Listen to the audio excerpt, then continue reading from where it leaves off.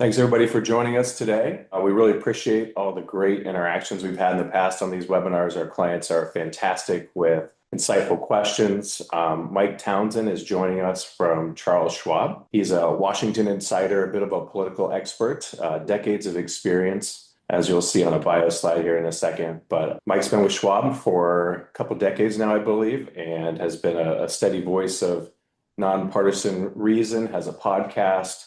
A lot of investors rely on Mike's insights to kind of see what's going on in Washington, D.C. So we've got some material prepared today. We're going to cover things like elections, maybe touch on some federal debt, maybe even Supreme Court dynamics, some conflict things around Iran or other situations that are occurring. As always, please go ahead and submit your questions as you have them. Brian will be looking at them, sorting them. We may save them for the end, or we may insert them if Mike is covering that topic. So don't be bashful, ask your questions. We're going to kick it off to Mike. All right. Well, thank you so much. And hi, everybody from sunny Washington, D.C. It's a beautiful day here in the nation's capital. My name is Mike Townsend. I'm really happy to be with you all today. My job here in Washington for Charles Schwab, we have a little tiny office. There's about 5 of us, and it's our job to watch what's going on Capitol Hill, the halls of Congress, at the White House, at the regulatory agencies, SEC, Fed, really just try to figure out what it all means for individual investors. And I kind of think of my job as helping you cut through all the noise and the nonsense to kind of focus in on what's really worth paying attention to, what's really affecting the markets, potentially affecting your portfolio. So what I'm going to do today is share my little slides here. Let me get this up and going. And I'll run through some slides, and then I'm happy to take some questions. But I thought I'd start with kind of the lay of the land in Washington. I think everybody knows we've got an all-Republican environment right now. 53-47 is the margin for the Republicans in the Senate. As of right now, 217 to 212 in the House of Representatives with 1 independent, and there are actually 5 vacancies. There have been some resignations, actually a couple of deaths in the House of Representatives. So there are some of those vacancies are going to be filled by special elections this summer, even though the people who get elected will only serve for a few months until the election, the regular election in the fall. A couple of those probably aren't even going to be filled until after the election in the fall. So we're a little short of the full usual count in the House of Representatives. What I thought I'd do today is run through kind of 6 big areas that I think are affecting the markets right now out of Washington. Geopolitics topping the list.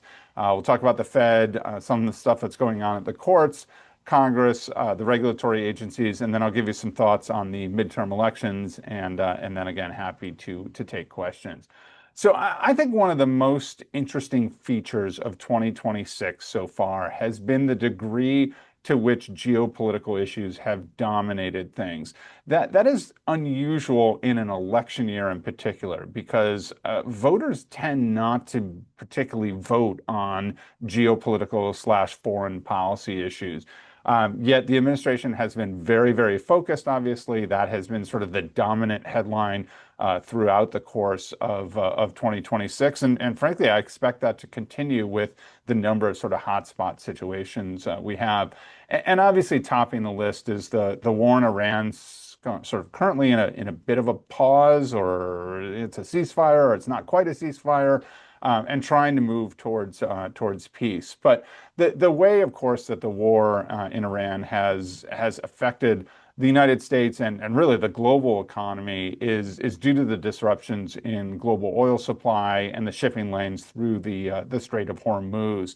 And I think as we look at the administration's efforts to kind of bring this to some kind of resolution, that whatever resolution it has is going to involve opening the Strait of Hormuz to shipping traffic.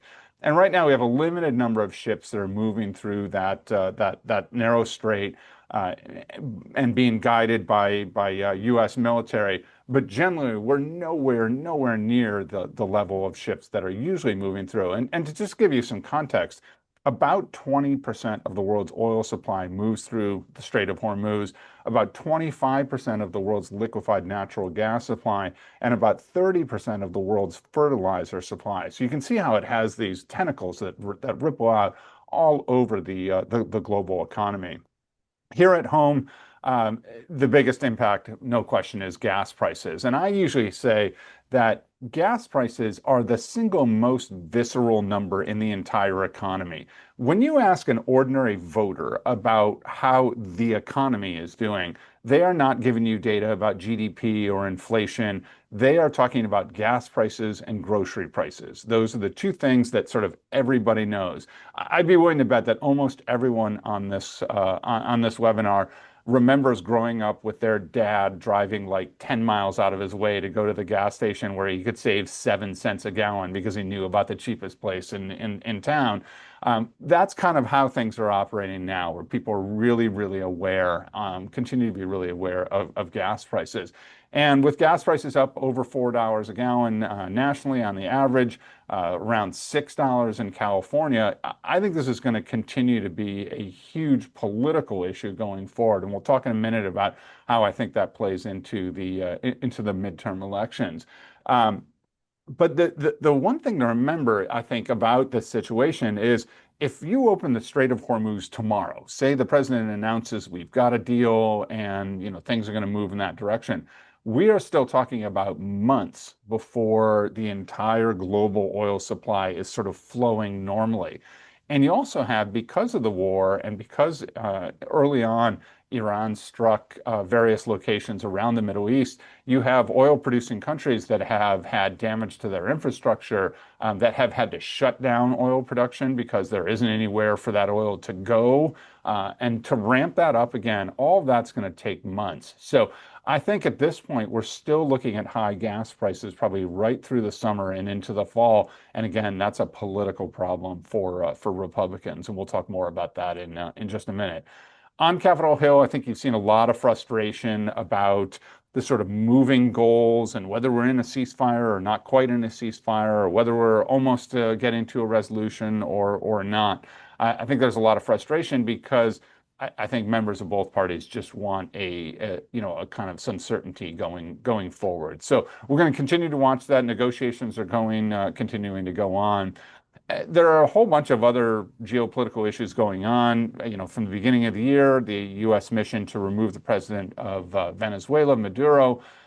We are now, quote unquote, running Venezuela. Marco Rubio, the Secretary of State, who has like 6 different jobs in this administration, is kind of running Venezuela. But I think there's a lot of long-term questions about what that means. And one of the interesting things about Venezuela, because how it fits into the global oil supply, Venezuela is the 17th largest producer of oil. So it's not a huge, huge producer, but it has the largest amount of reserves in the world. Part of that is attributable to the fact that their infrastructure there is terrible and it's hard to get those reserves where they need to be. And so U.S. oil companies are starting to think about whether they want to go back into Venezuela and try to improve infrastructure and get access to some of that oil. But there are a lot of sort of long-term questions about what the U.S. role in Venezuela is going to be. We had the weird kerfuffle earlier this year around Greenland. That seems to have kind of faded to the background, but in some ways is sort of unresolved. Cuba seems to be the next possible target on the list for regime change. And then China and China-Taiwan issues sort of loom over everything. We obviously had the meeting between the president and President Xi just a few weeks ago. But there's kind of this, ongoing tensions around what China is thinking about with regard to Taiwan, what its role is in the Iran war, and generally all of the sort of, trade and artificial intelligence and computer chip issues between the two countries. It does look like President Xi and President Trump will get together again in the early part of the fall to continue that dialogue. We are well into year 4 of Russia and Ukraine with no end in sight. Obviously, the Israel-Gaza situation continues to percolate in the background. So it's just a ton of geopolitical issues going on that, again, I think that it's surprising the degree to which this has been such the focus of 2026. I also want to show this chart because it's been interesting to watch what the market is doing. This chart looks at the year-to-date return. This is as of the end of last week in terms of some of the major indexes. And as you see, we're double digits up for the year now in the S&P 500 and in most of the indexes. But the next two columns I think are really interesting. I think as everyone is probably aware, we had a down quarter. For the first quarter was down for the year at the end of March. And then April and May, we've seen, at least for the S&P 500, we've seen a 16.1% increase in the S&P 500 since the beginning of April. That is the fifth largest 2-month performance by the S&P 500 since 1950. So that is an extraordinary turnaround from where we were at the end of March. But you see there in the second column how much there was a drawdown from that high. So you got to the bottom, you were down quite a bit before this big rebound. But I think even more interesting is that last column, which looks at the average members' volatility of these indexes. So take the 500 or so companies that are in the S&P 500. The average member has had a 20+% drawdown from its high. So even though the index is moving, you're having all this sort of churn underneath. It's even more extreme in the NASDAQ. And I think that's really reflective of all the sort of uncertainties that are going on with some of these global geopolitical developments. And it's just a reminder that while the index is performing well, you've got to keep track of sort of what's going on underneath the index and within the index. So I just wanted to share that kind of context as we look at some of these broader issues. I'll switch gears to the Federal Reserve because I think the Fed is going to play a really interesting role through the rest of the year. And what's been interesting about the Fed so far in 2026 is that it feels like monetary policy decisions have been kind of the least interesting thing that's going on. The Fed has held rates steady at all three of its meetings here in 2026. The most recent meeting at the end of April did have an interesting historical quirk, which is that there were 4 dissenting votes from holding the rate steady, which is the most dissenting votes there have been at a Fed meeting since the late 1992 period. 3 of those dissents were actually not objecting to the fact that the rate stayed the same, but more to the language in the accompanying statement. And there were 3 Fed regional governors who are voting members of the FOMC this year, and what they were concerned about was that they didn't feel like the statement that accompanied the hold in interest rates adequately reflected the possibility that rates could go up before the end of the year, in addition to possibly going down. There was a 4th dissent from Stephen Myron, who has dissented from all of the votes since he became a Fed governor last year, in favor of a cut. But there's a real mix within the committee right now in terms of whether there should be any move at all, or even if a move up should be where the Fed heads. Of course, the big news at the Fed is the new chair. Kevin Warsh is now on board. He took office a week or 2 ago, succeeding Jerome Powell after Jerome Powell's his 2 terms as chair ended. A couple of things to know about Kevin Warsh. First of all, Kevin Warsh is something of a known quantity. He was a Fed governor from 2006 to 2011. He has a sort of a long history of viewpoints. One of the interesting things about Kevin Warsh is that he has said that he thinks that the Fed over communicates, meaning that it kind of provides too much perspective, too much analysis of its own decision making. One of the ways that he is possibly going to sort of fix that, in his view, is that he has not committed to having a press conference after every Fed meeting. That was something Jerome Powell started back in 2019. It used to be that you only had press conference with the chair after roughly every other meeting. He started doing it after every meeting. Kevin Warsh has hinted that he may go back to the old pattern of not having a press conference after every meeting. He's also been skeptical of what is known as the dot plot. That is the quarterly estimates that FOMC members do, and it's literally portrayed as a series of dots on a graph. It's where the members of the FOMC think that rates are headed over the next year, over the next couple of years. Warsh thinks that that's not particularly useful or accurate. We may see changes to that, or we may see it go away at some point. I don't think that's going to happen overnight. But it's interesting that he's talked about the Fed over communicating, and he actually wants sort of what he calls more deliberation inside the Fed and less sort of public discussion of where the Fed is headed. Other interesting thing about the Fed these days, Jerome Powell staying on as a regular Fed governor. This is a real historical anomaly. It has not happened since 1948, where the chair has stayed on as a governor. And that's the only time, 1948 is the only time it has ever happened in the Fed's history. The reason this is possible is because Fed terms as a regular governor are 14 years in length. Fed chairs are then from sort of confirmed separately to 4-year terms as chair.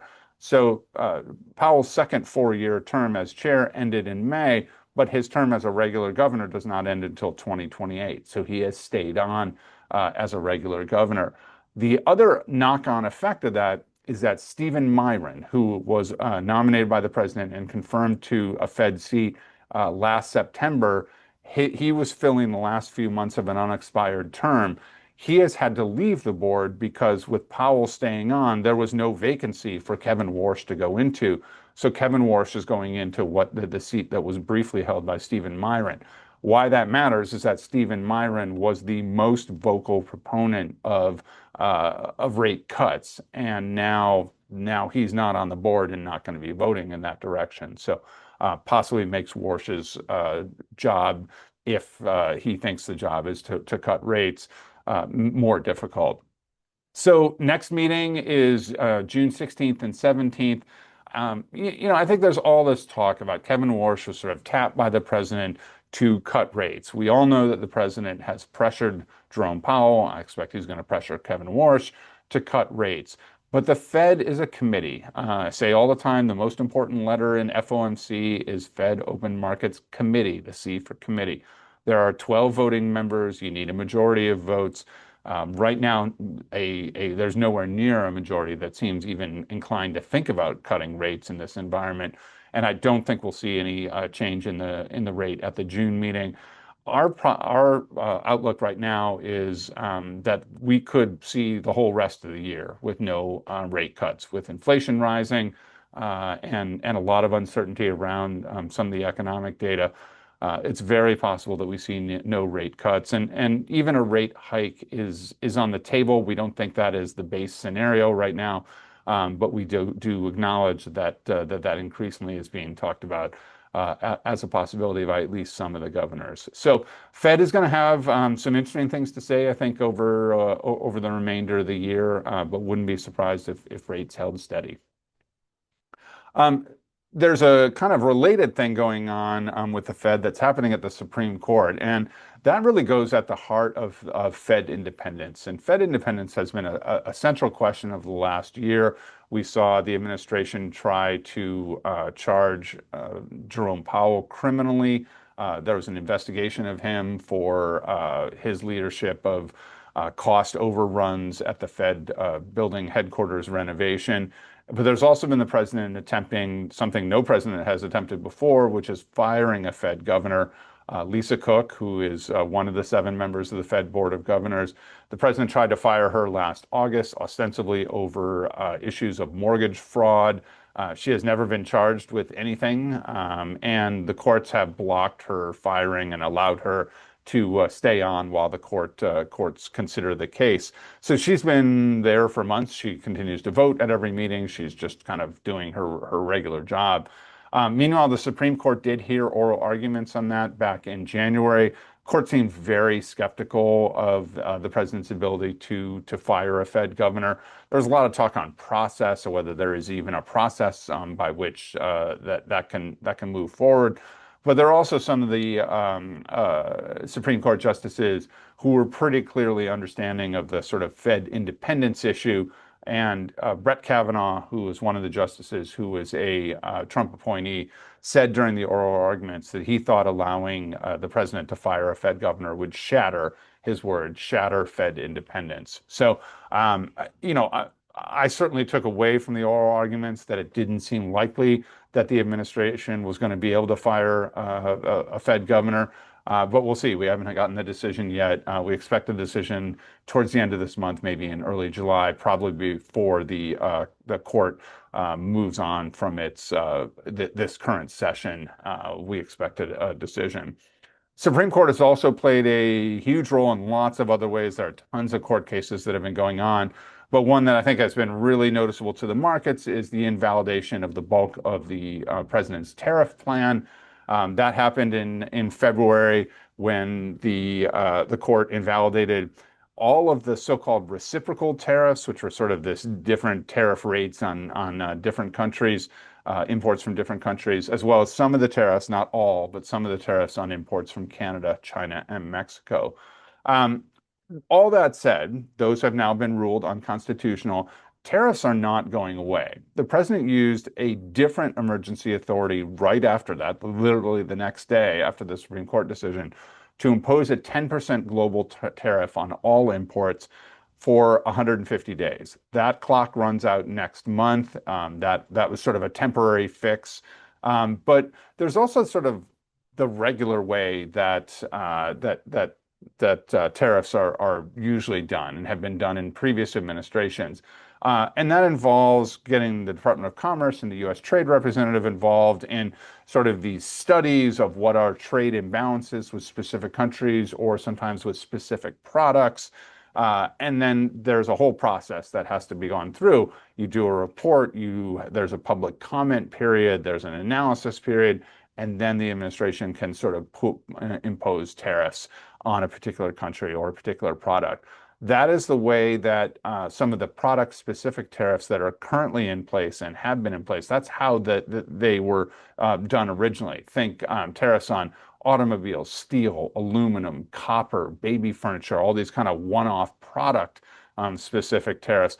Those were not ruled unconstitutional by the courts. Those are continuing. And the administration has lots of other of those studies in place to try to kind of replace the tariff income, the revenue that was lost when the court invalidated it. I don't think that the courts that these steps can replace all the tariff income that was lost, but they're trying to gain some of that. The other most interesting thing about that court decision is that the court is requiring refunds for tariffs paid to date that have under the now unconstitutional ruling. That's about $166 billion in tariffs. And that process is underway. Some between 20 and 30 billion has already been refunded to companies. There are tens of thousands of companies from giant multinational corporations to, one-person micro businesses that have paid tariffs that have now applied for refunds. So why I think that's particularly interesting is you have a lot of big companies who have big importing businesses who are going to get a lot of cash from the government at some point. Some already have, some are going to get tens to hundreds of millions of dollars. And what's going to be interesting is what do companies do with that cash? Do they reinvest in equipment? Do they boost up their cash reserves? Do they try to find some way to get it back to consumers by lowering prices or something like that? We're going to be watching to see what companies do with that cash. It's a slow and somewhat kind of arbitrary timing process, but companies are getting those refunds, and there are many, many more, like tens of thousands of companies that are in the queue for refunds. So that's going to be interesting, I think, to watch. On Capitol Hill, when you get to 5 months or less from a midterm election, it gets really hard to get things done on Capitol Hill, especially in this kind of narrow partisan divide that we have. And we're seeing that on some, things that didn't seem like they'd be very complicated. Republicans are right now engaged in an effort to try to pass funding for ICE and Customs and Border Protection, sort of this broad immigration enforcement effort. These are the agencies that were left out of the agreement to reopen the Department of Homeland Security just a month or two ago. We had a 76-day shutdown of the Homeland Security Department following on the heels of last fall's government-wide shutdown. Congress's most basic responsibility at some level is to fund government operations each year. And even that has become exceedingly difficult and led to these standoffs and these shutdowns. But as part of the reopening of the Department of Homeland Security, the Congress decided not to fund ICE because of controversy between Republicans and Democrats. And so there's a separate effort to pass about $70 billion in funding for these agencies. And that's gotten bogged down in all sorts of other political issues right now going on here in Washington. It looks like they'll try to move that forward either late this week or next week. But again, it's just one of these things that is indicative of how sort of paralyzed Congress is at getting basic things done. Congress is kind of trying to focus, and the White House, I think, is trying to focus on affordability issues. I think affordability is going to be a key buzzword in this fall's election. There is a housing bill that would sort of try to boost housing supply, boost affordable housing, make it easier for people to own homes. That has strong bipartisan support. It's one of the handful of issues that has real bipartisan support in Washington. Just passed the House with 390 something votes a week or two ago. It's this version is pending in the Senate. I think there's a real chance that that could happen. Making big changes to housing is a slow process. So even if this bill passes, it's going to take a long time for, some of its provisions to kind of trickle through and really affect housing.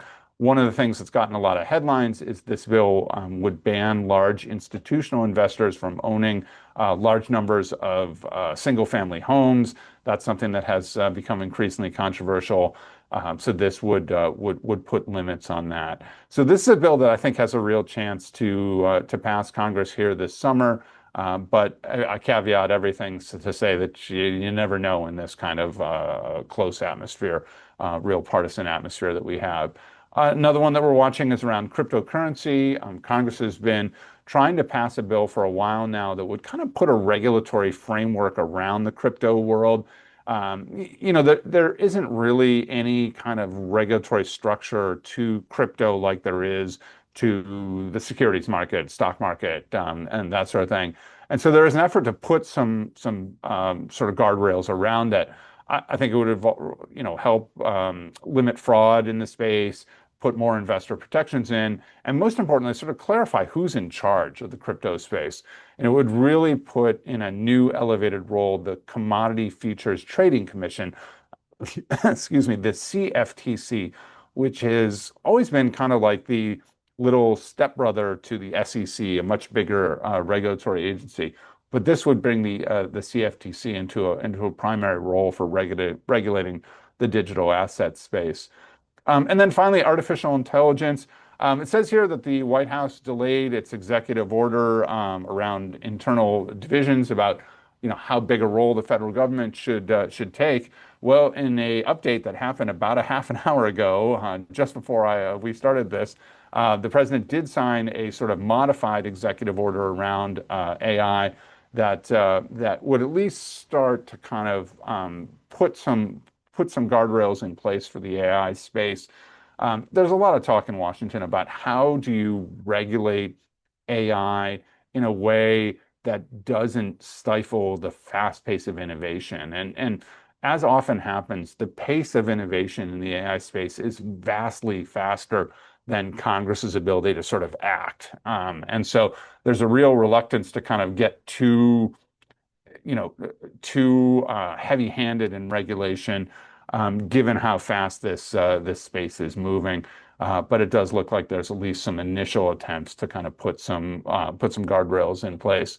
I think one of the other interesting things in the AI space is the growing political drama around data centers. I live here in Northern Virginia. Northern Virginia is home to the largest concentration of data centers in the world, and they are building them as fast as they can. If you've ever flown in and out of Washington's Dulles Airport, as you fly out of Dulles, if you look down, you're flying over these enormous buildings with very few windows and lots of HVAC equipment, air conditioners on the roof. Those are the big data centers. The reason this has become politically controversial in this area and around the country is around their use of electricity and their use of water for cooling, which is raising prices for electricity and water in this area and in lots of other places. That, of course, then has sort of this political, kick to it. And now those data centers are becoming controversial. The state of Maine is the first state to actually ban the building of data centers. And there's just growing sort of local political pressure around these that I think will continue to be an issue and could be a factor as we move toward the election. I wanted to talk just briefly about a few regulatory actions. Regulatory stuff is kind of in the weeds and often sort of falls beneath the radar, but in some ways has more impact on sort of investors and how they invest and than almost anything else that happens in Washington. And there's a funny cycle to regulation because in the first year of a presidential administration, very, very heavy in legislative action. Congress is usually like, let's go, new president, let's get big stuff done. The president has momentum. And we saw that last year with the One Big Beautiful Bill, a big accomplishment, something the president really, really pushed for, and Congress got that done. The second year of a presidential administration, you're into the midterm elections. Congress doesn't really want to work together to get stuff done. Everybody's worried about getting reelected. And so legislative activity really slows down. The regulatory cycle is the opposite. The first year of an administration, very little regulation because you have to hire all these people to be the head of the SEC, to be the head of the FDA, to be the head of all the regulatory agencies. They have to go through a confirmation process, get confirmed by the Senate. Then once they're confirmed, they have to hire staff and kind of get up to speed. That usually takes a year. So the second year tends to be more heavy in regulation. And we have a number of things here in year two of this Trump administration that I think investors should be paying attention to. So I wanted to highlight just a couple of them. Number one, SEC has been really focused on sort of simplifying public company disclosures to investors. The SEC chairman, Paul Atkins, has been going around in recent months carrying a 1,000-page printout of a public company's 10K statement and kind of plopping it down on tables and saying, how does an ordinary investor get good information out of something this complicated and gigantic? We need to simplify this. And so they're working on trying to simplify public disclosure. But one of the things that they are moving quickly on is an idea that the president has been pushing, which is this concept of allowing companies to report earnings semi-annually instead of quarterly. Now, that's a big change. Quarterly earnings reports have been required here since 1970. So this would be a significant change, although many, many countries around the world have semi-annual requirements rather than quarterly requirements. So the SEC has proposed this optional idea that companies could opt to report semi-annually instead of quarterly. And that's now in the whole comment process, and it takes a while to become an official thing.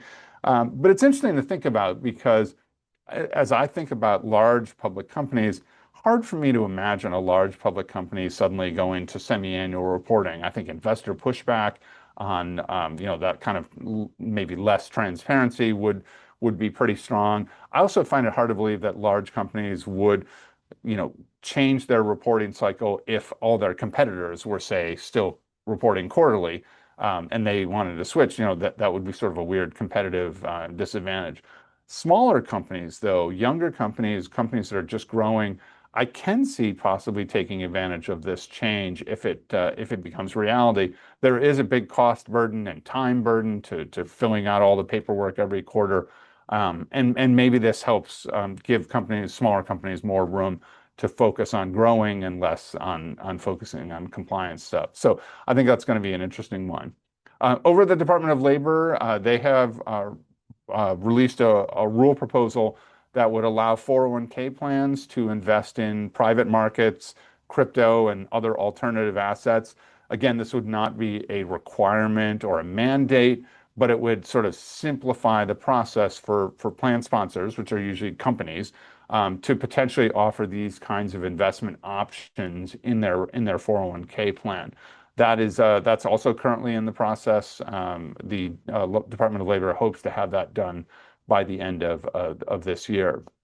Over at Treasury, huge focus on these Trump accounts, which are the new accounts for children.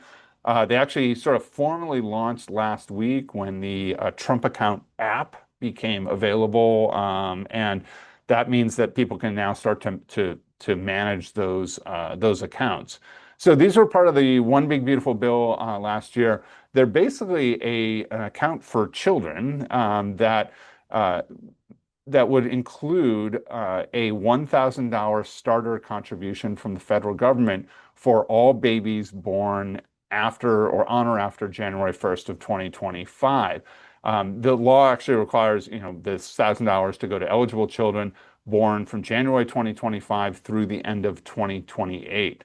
So these accounts are new. They're going to be sort of housed at Treasury initially, but ultimately, once that account is up and going, the expectation is that you'll be able to sort of transfer it to whatever financial institution that you already work with. And you just have this account that gets $1,000 from the government for babies. Parents can contribute to it. Grandparents can contribute to it. We've had a lot of talk about philanthropists like Michael Dell are putting money into these accounts. And there's sort of a little, starter brokerage account for people. And when the child turns 18, it converts to a traditional IRA and follows all the traditional IRA rules. So it's really designed to be a lifetime sort of retirement type of account for children and to get kind of a new generation started on investing. So the federal government's intention is to fund those accounts with that $1,000 contribution starting on July 4th, so just a few weeks. That's also the point at which parents and grandparents and others can start contributing to these accounts. And we'll see how they sort of take off. The administration says that about 6 million accounts have been signed up for so far.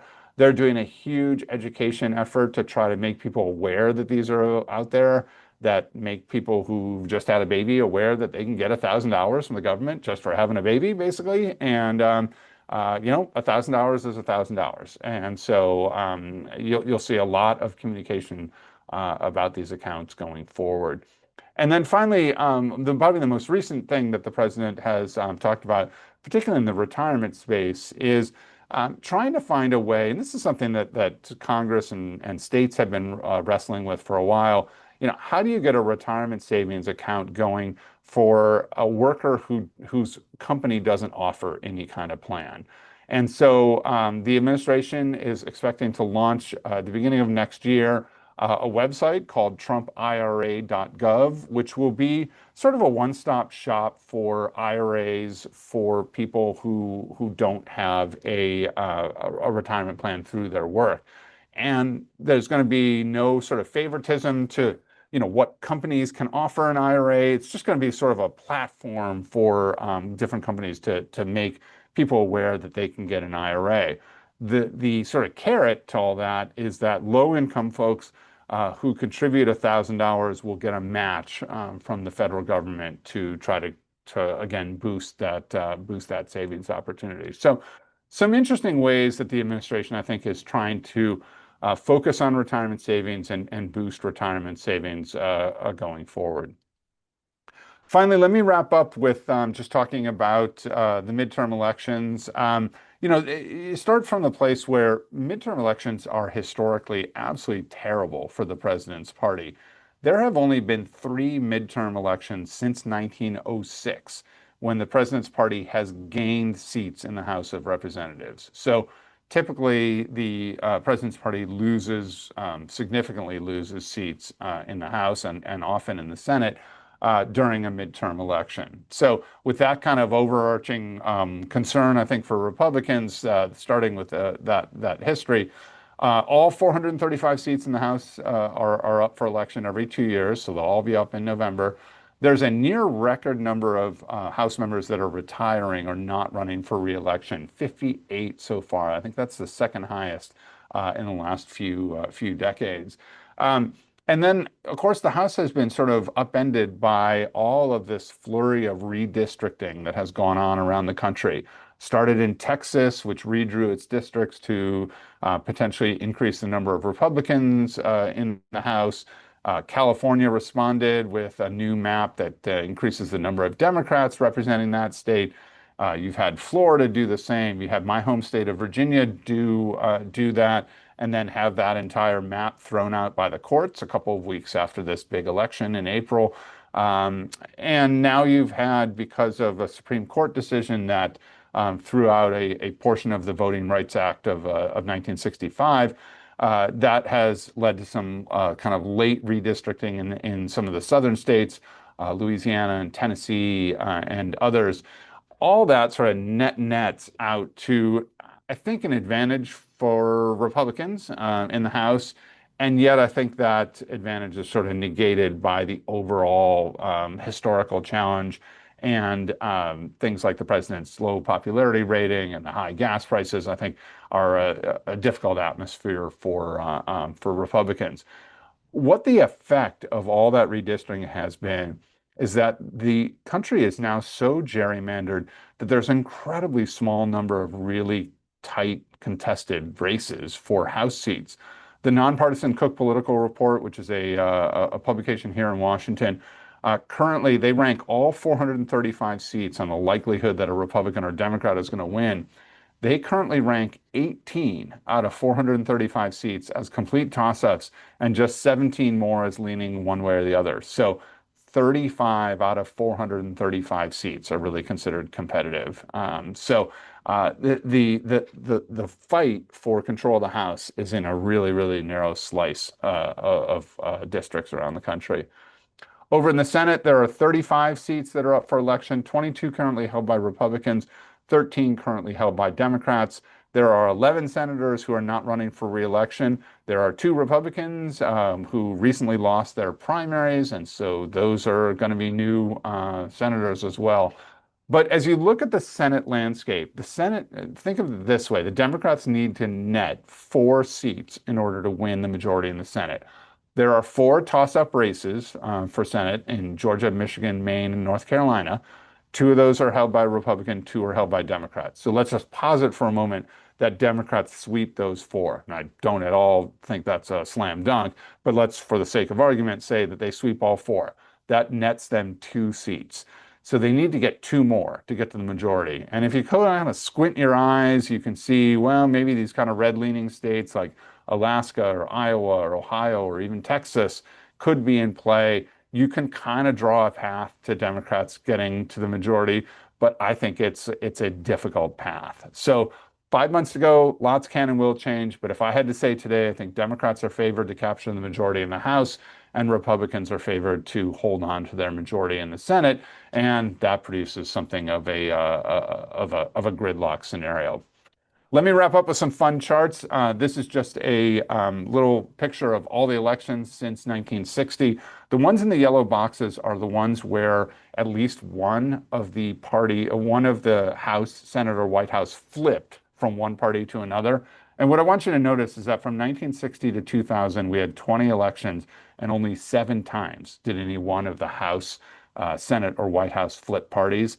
But in the 13 elections we've had since 2000, it's happened 11 out of 13 times. And I think that's indicative of the frustration people have with the state of politics today.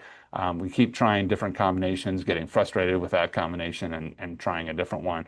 Wouldn't be surprised if we added another yellow box in 2026. I get asked all the time, what's the best market? What's the best sort of political structure for the markets? The one that we have right now, Republican president with a all-Republican Congress, pretty good historical performance. We use the Dow Jones Industrial Average because it goes back the longest, but it's not the best. The best is actually when you have a Democratic president and a split Congress. There are lots of other factors to how the market is performing, but I just think this is an interesting little history lesson. I also get asked all the time, how does the market perform during midterm election years? So this chart just looks at how the S&P 500 has done in different the different 4 years of the election cycle. So the midterm election year is the one there where you have the red circle. And historically, the midterm election year is the worst performing of the 4-year cycle. So averaging only about a 3+% return in those years. The larger, lighter blue part is the percentage of time that the market was positive and had a positive return in those years. Obviously, so far we're well ahead of that pace. So maybe 2026 will be a bit of an anomaly for a midterm election year. And then I want to conclude here, and I've been showing these last couple of charts for a long time, but I think they're particularly relevant right now. This is a chart of how the market has performed since 1960 across every presidential administration, Republican in red, Democrat in blue. And, there's lots of little bumps and dips and all that sort of thing. And we know where some of those are. But the point is, it's a really solid upward trend. This is the exact same chart. I just layered on who was in charge of Congress. So purple is when you have a split, either, the White House is one party and Congress is controlled by the other party or some combination like that. And again, really, really positive upward return, regardless of what's been happening in Washington. And maybe this will bring that point home the most. So if you had invested $10,000 in 1960 and only kept it in the market when a Republican was in the White House, you'd have about $120,000 today. Only when a Democrat was in the White House, you'd have about $625,000 today. But of course, if you kept it in the market the whole time, you'd have about $7.5 million today. The reason I use that at the end of my presentations is because I do this all over the country. I talk, I do webinars, I go in person, I talk over the country. And the biggest thing that I've seen this year is a lot of emotion about what's going on in Washington and in the world. And this is a reminder that those emotions are a terrible mix with your investing decisions. Um, Trying to time the market around political developments is an impossibility. And, long-term thinking is, these things will change in Washington. Who's in power changes, who's in the White House changes, which party is in control changes all the time. And the market, yes, there are lots of things in Washington, I've talked about them today, that matter to the markets, but historically, the markets tend to care about what we all know the markets care about, earnings and fundamentals and what companies are doing and how the economy is doing. And the sort of back and forth in Washington as to who's in charge has not historically been a big factor. So if you're feeling like you want to make you're emotional these days and you want to make big changes, I urge you to talk to the to your team. And they're great at talking you off the ledge. And so I will end there. I have to show my microscopic little disclosures, and then I'm going to stop sharing my screen, and we'll have time for a few questions. Thanks.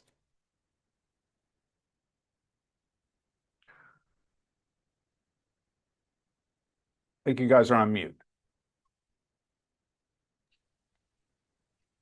It's our first time using Zoom. Thanks. Sure.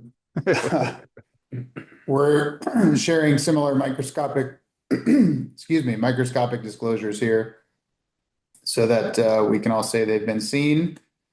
And then we'll do Q&A. Some of you have already sent in some questions.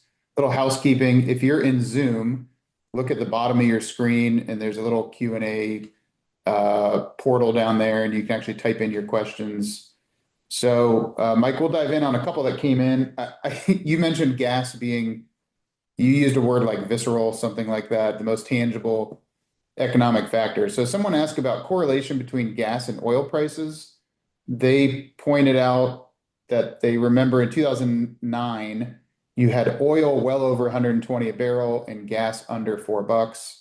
And of course, that's flipped today. Can you riff on that a bit? Yeah, look, there's tons and tons of factors around sort of gas and oil and transportation issues and whether we're using the strategic reserves, and we dipped into the strategic reserves a couple times already this year. And the actual amount of oil that we import through the Strait of Hormuz is nowhere close to the amount that, say, Korea and Japan import from that part of the world. And so they're having even more dramatic effects. So I agree that there's not a sort of straight line correlation, but the reality is that this time prices in gas have probably exceeded the sort of increase in oil prices, and so there's not an exact correlation, but I don't think that the reality is that the price is what the price is here, and I think that's a huge as I said, a visceral factor for a lot of people, a lot of voters. The next question that came in, maybe Josh, who's our CIO, can chip in a little bit. They're asking about investment activity around AI development. You talked a lot about data centers. And then, of course, the next thought many people have is it a bubble? And if so, when does it burst? And so we'll kind of maybe that's Schwab's house view that you could give, and Josh can chime in on our thoughts.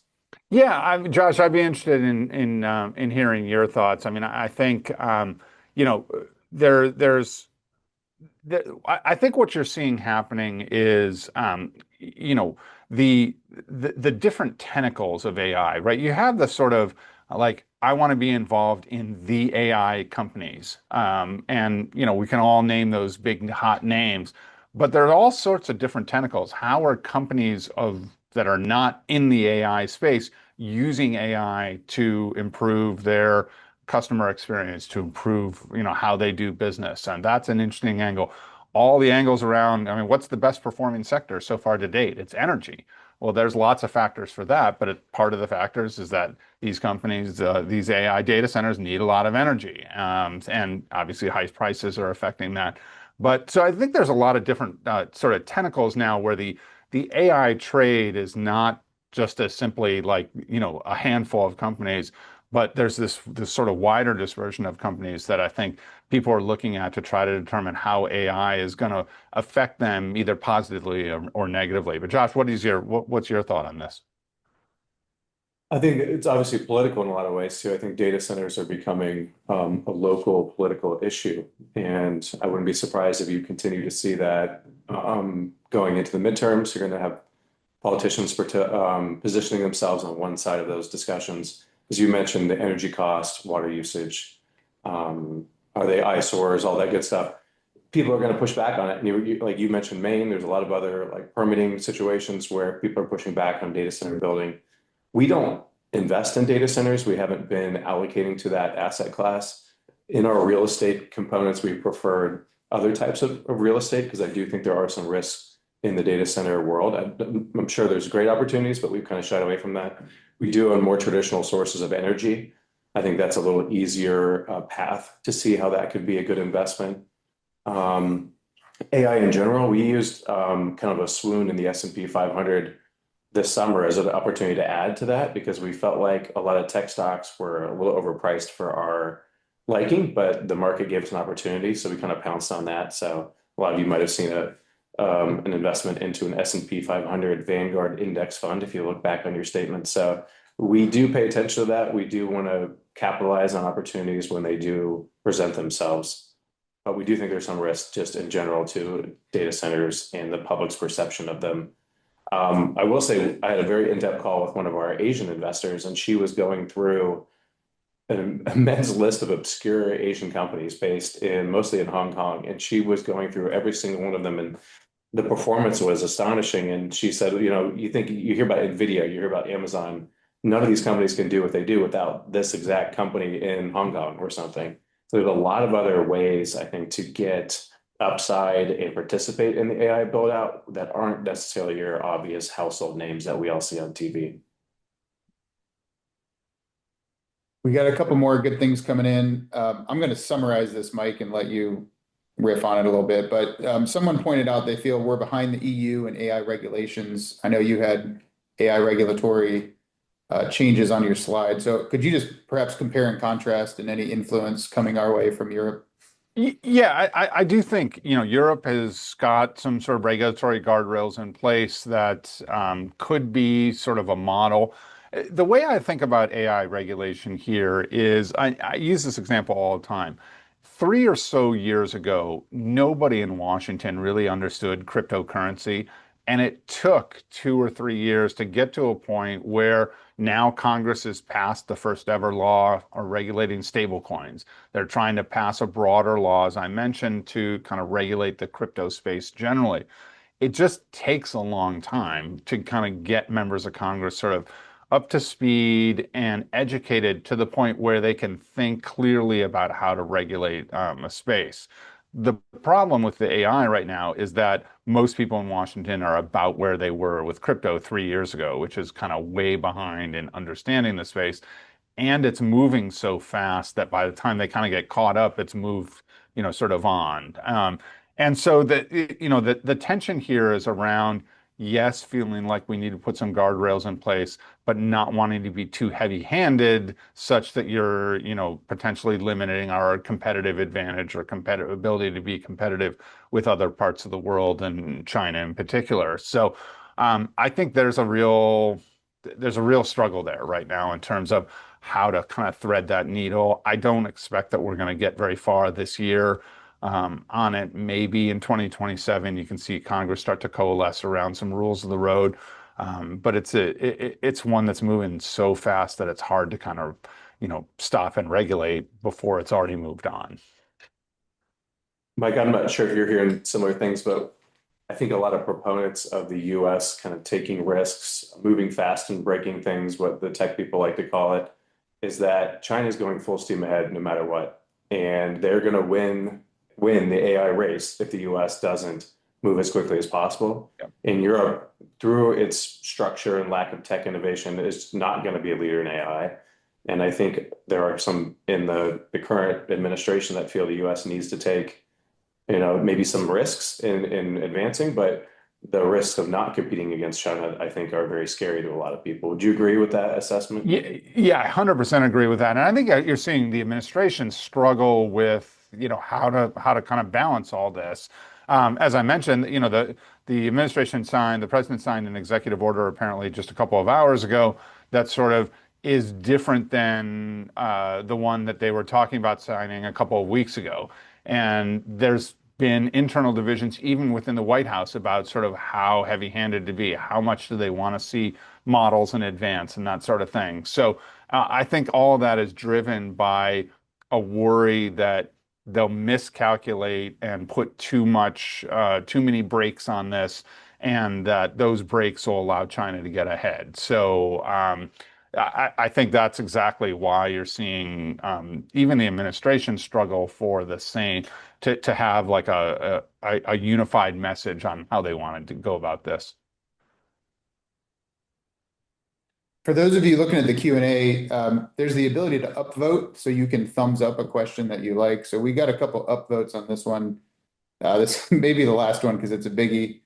But person is asking, just the threat of China holding so much US debt, rising yields, and how does that impact foreign policy, specifically Taiwan? There's a lot baked into that question there. Mike, what are your thoughts? Yeah, let me say a couple things about debt. I mean, I say to people all the time, I've been in Washington for more than 30 years. I started my career as a Senate staffer in the 1990s.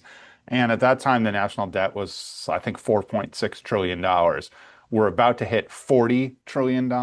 And I think that the issue with the debt is that there are a couple things. One is that the number is so ridiculously large that people can't, it doesn't mean anything to most people. They don't really know how that affects them. But the biggest way that it affects everything is that interest on the debt has become, just in the last year or so, the second largest expenditure of the federal government. It's passed both Medicare and defense to rise to number two behind Social Security as the largest expenditure. And that's just a really difficult path to be on. The question I get all the time is, particularly given some of the tensions we have with countries around the world, are you seeing foreign countries use that as a lever to pull back on buying US debt? We've seen a couple of times little dips in treasury auctions, which is a good indicator of like what the appetite is for buying US debt. Particularly last spring after the tariff announcements. But we really haven't seen that consistently. There's plenty of interest in our debt still, from foreign buyers, from retail buyers, from treasuries are still very, very popular. And all that kind of leads down to worries about whether the U.S. reserve dollar is going to lose its status as a reserve currency. We don't worry a lot about that, certainly in the short to midterm, because there just isn't any obvious alternative. And that we think the dollar is going to continue to hold that status. So you have all these kind of factors moving around.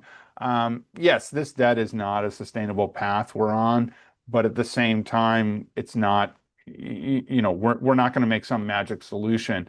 what we need to do is get economic growth growing so that it's growing faster than the interest on the debt is. And that's a goal that I think is more achievable than magically making all the debt go away. Final comment, because Taiwan came in on there.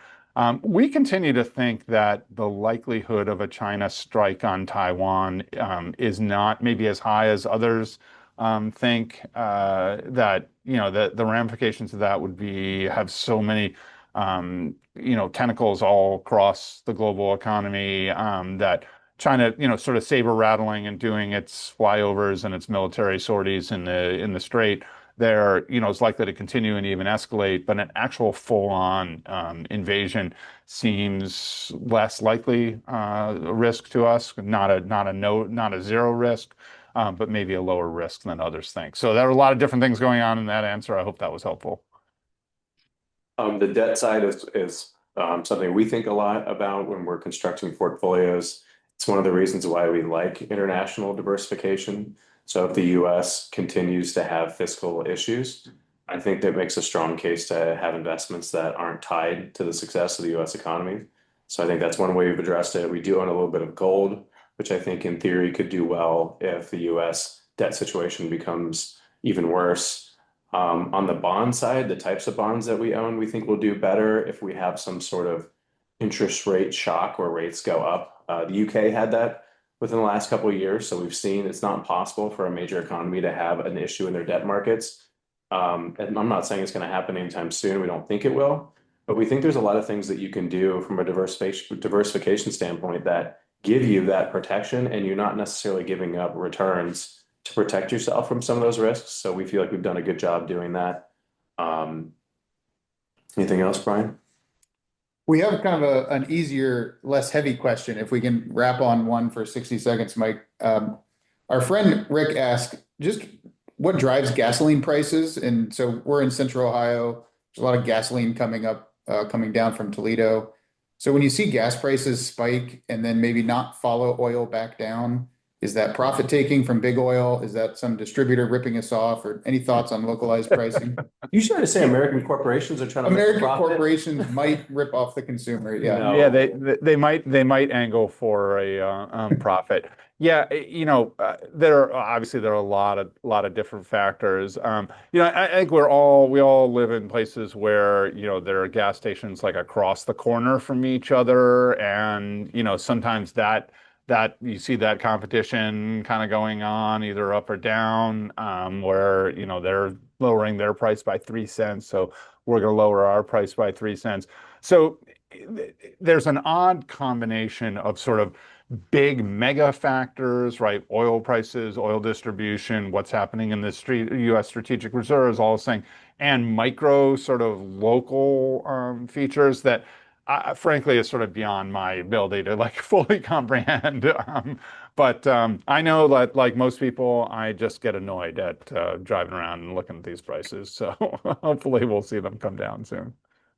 We got a great final question we'll ask you, Mike. Do you have a favorite bobblehead over your right shoulder there? Oh, favorite bobblehead. It changes all the time. So almost all these are Washington Nationals. So this is a little mini history of the Washington Nationals over the last decade or so, and just got a new one this weekend. So it'll be going up in the collection there soon. But no, I love them all equally. I'm a proud parent. I don't pick favorites.